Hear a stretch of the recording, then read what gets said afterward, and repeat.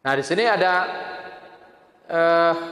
ayat yang disebutkan sawa'um minkum man asarra al-qawl wa man jahra bihi wa man huwa mustakhifun bil-lail wa saribun bin-nahar. Mana lebih kurang sama aja. Jadi Allah tahu ada orang-orang yang dia menyembunyikan apa yang dia katakan, dia dibisikkan, Allah tahu apa yang dia bisikkan. Allah tahu apa yang dia jiharkan. Sama saja bagi Allah Subhanahu wa taala. Jadi tidak ada beda antara yang disembunyikan dan apa yang dinampakkan. Wa man huwa mustakhifun bil-lail wa saribun bin-nahar. Jadi Allah juga demikian. Jadi tahu siapa yang bersembunyi di malam hari, juga tahu apa siapa yang berjalan di siang hari. Dan ayat ini dikatakan wa kama qala ta'ala wa min rahmatihi ja'ala lakumul lail wan nahar litaskunu fihi. Saya kira ini walaupun dikatakan tapi ini agak sedikit jauh Jadi dikatakan bahwa di antara rahmat Allah itu Allah menjadikan malam kepada kalian untuk litaskunu fihi. Itu kemudian kalian bisa berdiam. Jadi artinya bisa beristirahat di malam hari dan walitabtaghu min fadlih. Nah, ini tentu di siang hari kalian bisa mencari rezeki. Ayat lain Allah katakan wa ja'alna al-laila libasa wa ja'alna an-nahara ma'asha. Malam dijadikan semacam selimut, Wa ja'alna an-nahara ma'asha, dan siang hari dijadikan sebagai tempat mencari rezeki. Jadi malam itu dikatakan libas, seperti pakaian. Karena memang malam ini pada dasarnya gelap, Jadi cuman kita sekarang saya sudah punya lampu ini para hadirin. Jadi gelap ini menutupi apa yang tadinya nampak. Jadi begitu malam sebenarnya semua menjadi tidak nampak, tertutup. Cuma karena kita nyorong-nyorongkan lampu, kita sudah ada seperti ini, kelihatannya. Jadi malam itu tidak lagi ketara bagi kita pada hari ini. Dan malam itu betul-betul memang dia menutupi keberadaan orang yang berada di malam hari. Dia tak terlihat begitu kan. Jadi seperti pakaian yang menutupi orang dan itu juga digunakan untuk istirahat. Jadi dan Allah gunakan malam itu memang untuk waktu istirahat. Jadi tidak di siang hari. Jadi coba nanti dibaca itu bagaimana pengaruh gelap malam itu terhadap recovery tubuh manusia ketika dia beristirahat di malam hari. Sehingga dikatakan lampu ini tidak baik ketika dinyalakan di malam hari dan kita tidur di bawah sinar lampu. Jadi ada beberapa anggota vital tubuh manusia ini yang dia memang terus bergerak meskipun kita sedang tidur, katakan seperti jantung Jadi dia tetap bergerak itu dan beberapa alat vital lainnya, tapi ada yang harusnya dia beristirahat, yaitu otak itu. Jadi otak ini harusnya di malam hari dia beristirahat. Nah, tetapi karena lampu ini menyala, dia tidak bisa istirahat. Karena dia harus membaca lampu ini. Jadi itu menyebabkan orang kadang-kadang ketika bangun, dan dia tertidur di malam hari hampir sepanjang malam di bawah sinar lampu seperti ini, maka dia bangunnya tidak fresh. Kenapa? Dan itu menyebabkan ada orang kadang tidur sekian jam lama, tapi dia tidak bisa mendapatkan kebugaran seperti yang seharusnya. Ini kenapa? Karena memang ada bahagian tubuhnya itu yang tidak tertidur. Jadi ada yang membuat orang semakin bagus itu kalau tertidur itu dikatakan dalam kondisi punanikeun lampu padam Jadi kembali kepada persoalan gelap tadi malam. Sehingga recovery tubuh ini semakin maksimal Baik, saya tinggalkan ayat tersebut. Kemudian masuk pada ayat selanjutnya. Allah katakan di sini wa huwal qahiru fawqa ibadihi wa yursilu 'alaikum hafazatan hatta idza jaa ahadukumul maut tawaffat rusuluna wa hum la yafarritun. Nah, ini juga masih berkaitan ayat di belakang. Ketika di sana Allah menyebutkan tentang pengetahuannya akan manusia. Nah, Allah kemudian kembali menegaskan tentang keberadaan dirinya. Wa huwal qahiru fawqa ibadihi. Jadi dialah yang menguasai segala-galanya ke atas hambanya. Nah, termasuk hidup matinya. Nah, masih dikaitkan juga wa yursilu 'alaikum hafazatan. Dan dialah Allah yang mengutus kepada kalian hafazatan. Hafazatan ini malaikat yang menjaga manusia. Nah, ini juga bahagian pada bentuk bagaimana Allah menguasai tubuh manusia para hadirin yang berbahagia. Nah, di sini dikatakan bahwa ada ayat di sana dalam Al-Qur'an Allah katakan lahum mu'aqibat min baini yadayhi wa min khalfihi yahfazunahu min amrillah. Jadi ada minal malaikah yahfazuna badanil insan. Jadi ada malaikat-malaikat dikatakan yang menjaga tubuh manusia. Nah, jadi kalau kalau misalnya kita tadi mengatakan Allah menyebutkan wa ya'lamu ma jarahtum bin nahar. Allah tahu apa yang kalian kerjakan di siang hari. Jadi dan kita mengatakan bahwa kehidupan alam tidur itu begitu misteri dan begitu rahasia bagi kita. Kita tidak tahu apa yang terjadi ya, ketika kita sedang tidur, bukan hanya kita juga orang di sebelah kita. Nah, sebenarnya dalam kehidupan di siang hari ketika kita sedang bergerak, ternyata juga demikian rupa. Jadi sebenarnya ada misteri yang meliputi kita juga para hadirin berbahagia. Kita juga tidak tahu. Ya. Jadi kita mungkin merasakan tidak ada apa-apa. Sebenarnya ada banyak sekali yang apa-apa. Tetapi kemudian tidak ada apa-apa. Kenapa tidak ada apa-apa? Karena ada malaikat yang Allah kirim kepada kita menjaga kita daripada apa-apa itu. Jadi kalau sekiranya tidak ada malaikat itu, kita mungkin tidak akan bisa berumur panjang para hadirin berbahagia. Kira begitu. Nyatanya hana kita tidak membawa itu kepada qadar. Karena nanti dalam banyak hadis disebutkan, dalam banyak riwayat daripada sahabat Ali bin Abi Thalib dan lain-lain dikatakan ini tidak berkait dengan qadar. Kalau sudah ada qadar, maka malaikat menjaga tadi dia pun dia memisahkan diri daripada kita. Jadi mereka tidak bisa menolak qadar Allah Subhanahu wa taala. Jadi kalau kita diqadarkan hari ini mati, ya sudah kita mati. Jadi ketika kita misalnya melaju di jalan raya misalnya, ada banyak hal yang gaib yang bakal terjadi di hadapan. Kita tidak tahu di mana kita bakal terjadi kecelakaan. Kita tidak tahu itu. Jadi itu juga persoalan misteri sebenarnya. Nah, itu dijaga oleh malaikat-malaikat. Ada malaikat yang menjaga. Ada yang menjaga di depan, ada yang menjaga di belakang, ada yang menjaga di samping kanan, di samping kiri, di atas, di bawah. Dijaga gitu ya. Kecuali kalau sekiranya di sana sudah ada qadar Allah misalnya. Nah, mereka tidak bisa intervensi terhadap qadar tersebut. Tapi kalau selama itu bukan qadar Allah, mereka lah yang menjaga sebenarnya. Dan kita merasa aman-aman saja. Saya tidak aman sebenarnya. Cuman karena kita sudah dijaga, kita merasa aman. Jadi itu kan cerita seperti dulu ada semacam anekdot lah. Ya.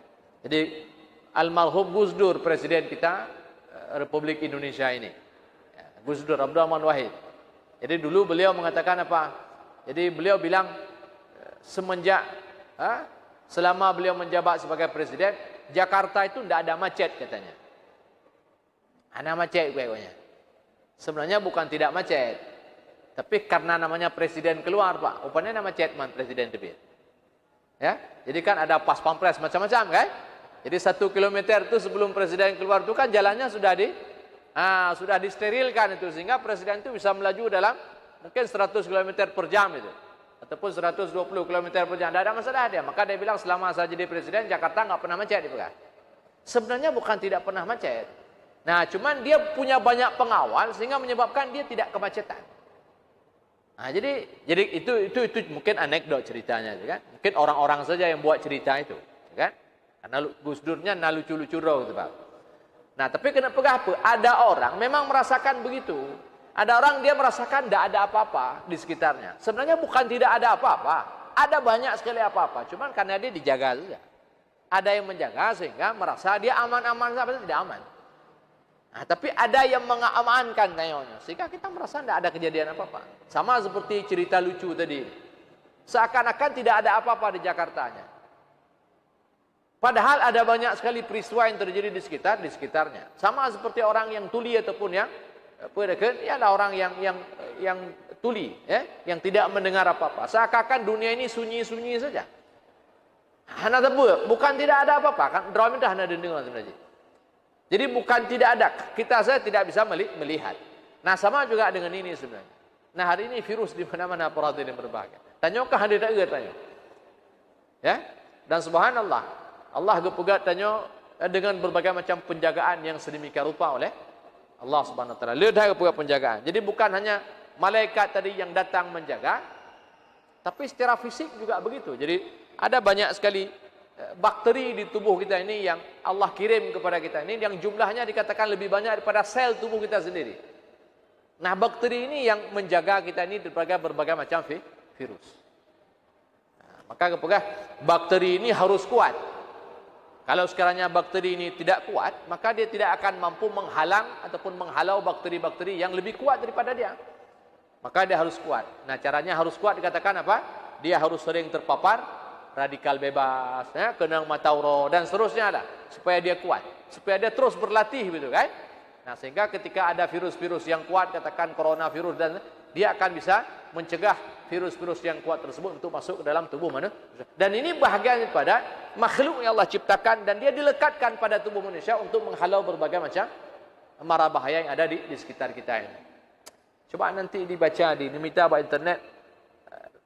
Saya mungkin salah sebut istilahnya, ya, ada istilahnya flora imun namanya, atau saya salah sebut, ya, flora imun kah?